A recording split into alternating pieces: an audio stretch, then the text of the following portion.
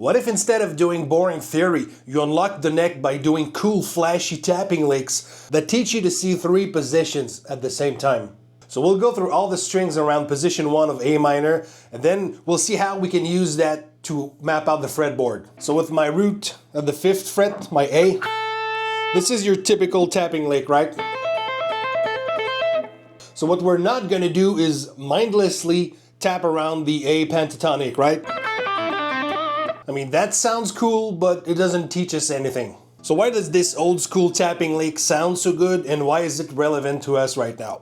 Well, what are we playing? We're playing the root, the 3rd, in this case it's a minor 3rd, and a 5th. If you know about your chords, this A minor, all I'm playing is root, 3rd, and 5th. In our case, with the barred E-shaped chord, I got root, 5th, another root, 3rd, 5th, another root. So when I'm playing this tapping lick, I'm playing chord tones, also known as triads, so I'm directly referencing this chord. In fact, if I play it fast enough, almost sounds like A minor chord, right? So you want to memorize the fretboard, right? So what are you supposed to memorize? A, C, and E?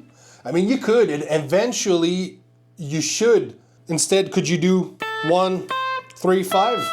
That's easier to remember. I kind of like that. What I want you to do today is remember A minor. That's all I want you to remember. So up a string, this is my E, here's my tapping lick. Upper fret I got C, this is our first major chord.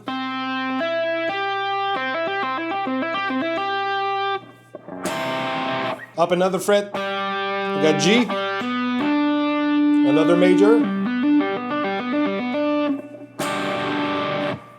On the 5th fret, I got D, it's a minor.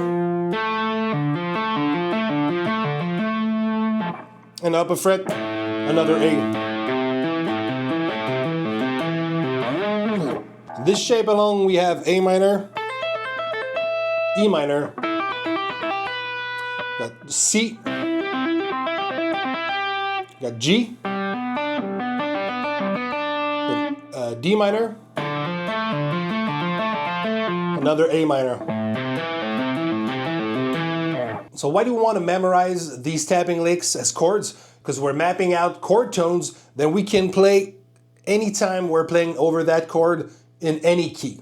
This is why focusing on scales alone isn't enough, because they teach you every note available to play, but they don't teach you which one are relevant to which chords. Example, I'm playing A minor, playing a lick around D, E, F.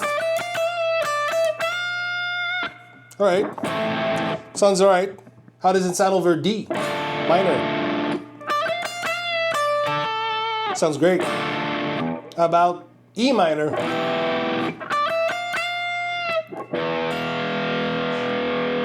That F is messed up. But it is in the scale. So if you don't know your chord tones, you could land on that and create a very awkward moment. But now, inside these A minor boxes, I know that these 3 notes are relevant to my E minor. So I'm playing position 1, right? I'm playing A minor pentatonic, but I'm landing on this note, this E. Another position.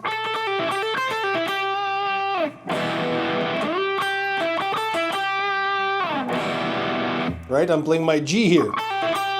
You don't need to know it's a G, but you need to know you can play this note. And then the next position. So if I already know a few pentatonic boxes, I know that I can land on these 3 chord tones anytime in these 3 boxes to resolve my lick, and it's not gonna sound awkward at all. But what if I'm playing another key? I'm playing B minor. Well, it's the same thing. Let's say I'm playing position 5, right, of my B minor. Well, I got this same note, right? These were my notes in my tapping lick. I got my E, my position 1 box. Here it is. And then position 3. Here it is.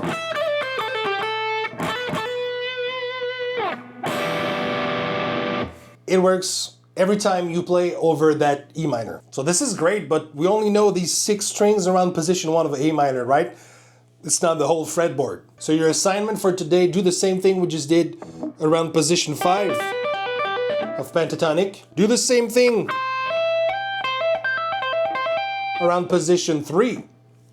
Now you got a whole lot of neck that you've unlocked. But don't stop there. You've done this with A minor, do it with E minor also. I would do it around position 1 on the 12th fret, and then do the same with C minor. Why these 3 notes exactly, A, E, C? Well, I explained everything already in that video. You should watch it. Thanks. Cheers.